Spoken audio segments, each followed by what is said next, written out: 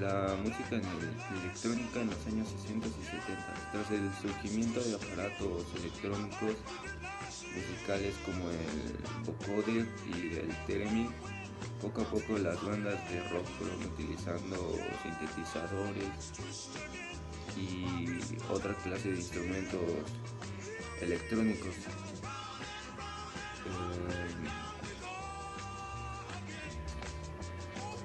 Y fueron utilizando instrumentos de origen electrónico, lo cual fueron abaratando el costo de estos debido a su demanda y la popularidad para experimentar con la música electrónica. Con el paso del tiempo, la experimentación de los sonidos electrónicos darían como resultado a géneros como el Krautrock alemán o el Kosmische Musik, dándole a la música electrónica una segunda oleada de artistas innovadores de música electrónica en la década de 60 y 70, como los vanguardistas alemanes de Kraftwerk o el dúo alemán de rock experimental de New, por mencionar algunos. Registra una trayectoria de vastos episodios contraculturales, probablemente mucho antes de que existiera la contracultura misma. Uno de ellos, aunque parezca hoy difícil de asimilar, era tocar rock and roll en los años 60 y 70. Como sabemos, en aquellas décadas la sociedad mexicana funcionaba como un engranaje conservador, donde las piezas social y cultural eran definidas esencialmente por el consumismo y una estructura muy educativa y tradicionalista. El rock and roll, de hecho, llegó a México primero a manos de una juventud que podía pagar por un disco importado. Las voces populares de Elvis Presley o Bill Haley influenciaron a los primeros jóvenes mexicanos que de inmediato empezaron a montar sus primeras bandas de rock. Las orquestas de músicos como Juan García Esquivel fueron los primeros en redireccionar su sonido hacia el ruido fresco del rock. Sin embargo, no tardó en expandirse, ya no como un género musical, sino como un desdoblamiento de carácter ideológico. En aras de una sociedad en crisis, el rock vino a ser análogo a una suerte de identidad extrovertida y libertad de expresión para muchos, y un balde de agua fría para otros. Pero para que este género se convirtiera en la excusa perfecta para comenzar a decir lo que no se podía decir, primero llegó en forma de una divertida imitación, de una singular manera de coberear las canciones más populares del rock and roll en inglés, traduciéndolas obviamente al español. Así nacieron bandas mexicanas como Los Locos del Ritmo, Los Teen Tops, Los Jackie, Los OVNIs, Los Monjes, Los Tijuana Five y las Mary Jets, tal vez la primera banda de mujeres mexicanas, que más tarde encontraría su propio sonido y también sus propias letras. La industria musical mexicana solo daba voz a quien interpretara canciones en español, y a mediados de los años 60 dirigió sus micrófonos a los cantantes solistas de estas bandas: Enrique Guzmán, que venía de los Teen Tops, César Costa de los Camisas Negras y otros solistas como Angélica María, por ejemplo. Este cambio en la industria musical se convirtió en un parteaguas histórico para el rock mexicano, pues mientras la industria mantenía un discurso pop y socialmente permitido, las bandas que decidieron seguir haciendo rock dejaron de traducir las canciones y empezaron a pensar en letras acorde a la realidad nacional.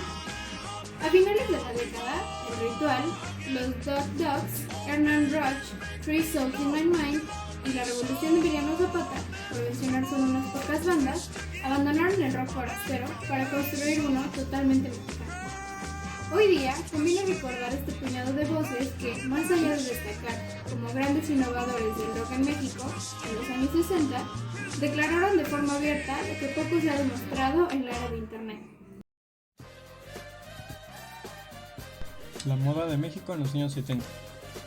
La moda de los 70 se caracterizó por un espíritu libre que ya se inició en la década de los 60 con el movimiento hippie, pero también reina la comodidad y las prendas coloridas, divertidas y originales. Los pantalones acomodados, las faldas, las formas o estampados diversos son iconos de la moda de esta época. La influencia del rock and roll y sus estrellas más reconocidas impregna las tendencias más populares, así como la de algunos programas de televisión como la serie de Los Ángeles de Charlie, cuyos peinados serán muy imitados. También se intenta imitar el look afro con el triunfo de las permanentes. El ideal de belleza deja de ser una cuestión unánime y se divide entre la neutralidad del estilo hippie, la comodidad de la mujer trabajadora y la exuberancia de las estrellas de rock. Las faldas se adaptan a todo tipo de longitudes, minis, maxis y todos los largos que se nos pueden ocurrir. Y los pantalones acomodados y muy anchos, aunque a finales de la década se estrechan, culminando en los pitillos del movimiento punk. Una de las principales influencias de la música de la moda de los 70 va ligada con la moda y en la década de los 70 no fue la excepción. Comúnmente las bandas de rock y el pensamiento de la libertad han hecho que los 70 sean una época única en comparación con otras. Existen grandes influenciadores del rock que hicieron que la moda existiera y diera un cambio en la cultura popular, como por ejemplo Pink Floyd. Tal vez la reconozcas por ser responsable de crear la icónica pirámide de cristal que refleja un arco iris para ilustrar su álbum The Dark Side of the Moon. Los sentimientos por los que se distingue la banda es el de la revolución y en todos los sentidos de la palabra. Tal vez el grupo no experimentaba en cambio a la moda, pero sí fueron uno de los precursores en presentar al mundo la tendencia de la clásica de los t-shirts con estampados y frases controversiales.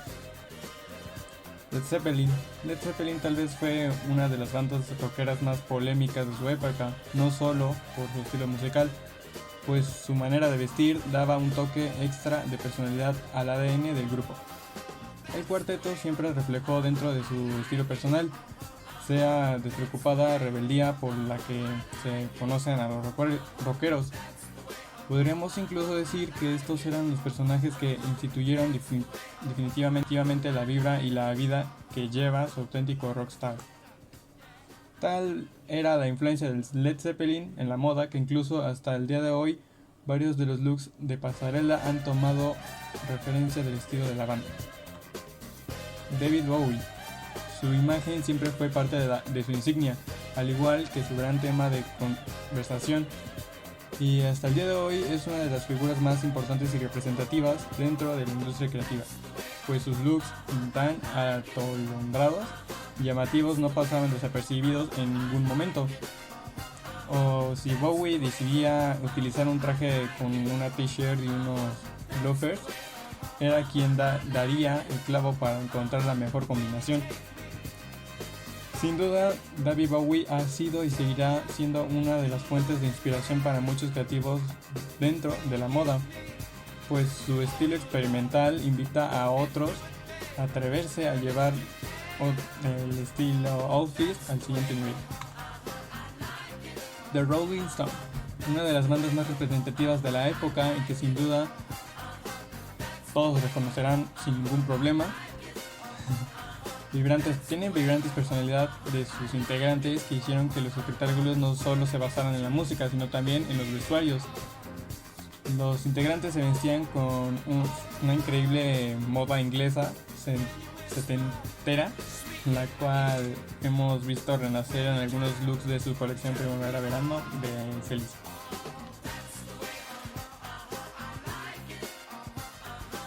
En los años 60 y 70 el movimiento hippie marcó los años bajo las premisas del amor libre y el pacifismo, pero también fue una década de música, psicodélica, drogas y revolución sexual.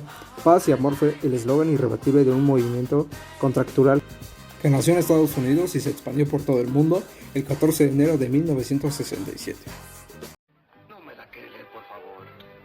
La época de oro del cine mexicano fue una época donde el cine mexicano fue el centro de películas comerciales por toda Latinoamérica y por toda habla hispana. Esto sucedió en el periodo de 1936 a 1963. México fue reconocido por todos los países extranjeros y vecinos, ya que sus películas eran revelantes y curiosas. Mediante esto, el cine mexicano subió sumamente por todo el país, dándole mucha importancia, y teniendo en cuenta así a actores de renombre como Pedro Infante, Jorge Negrete, Dolores del Río, María Félix, Cantinflas, Sara García y Germán Valdés. A mediados de los 60, el cine mexicano fue decayendo poco a poco, ya que sus películas ya no eran tan revelantes en los países extranjeros.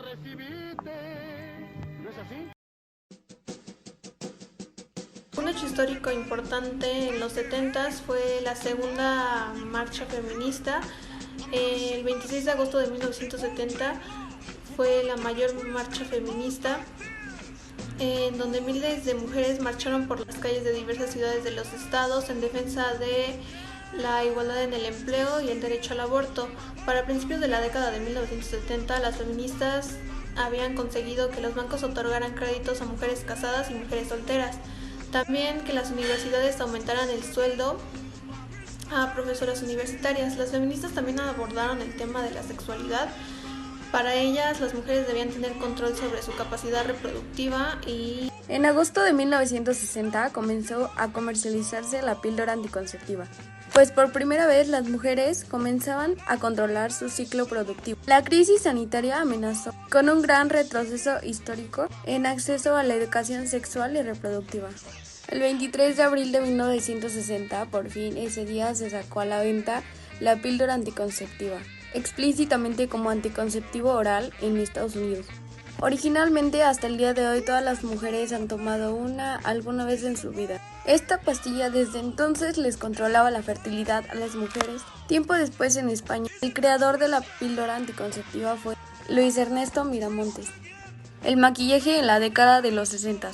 Bueno, el maquillaje en sí fue una inspiración para todas las mujeres y empezó desde mucho antes, pero poco a poco ha ido cambiando y evolucionando en la industria del maquillaje. Un ejemplo de este fue Twiggy, una modelo famosa que se inspiraba en el maquillaje.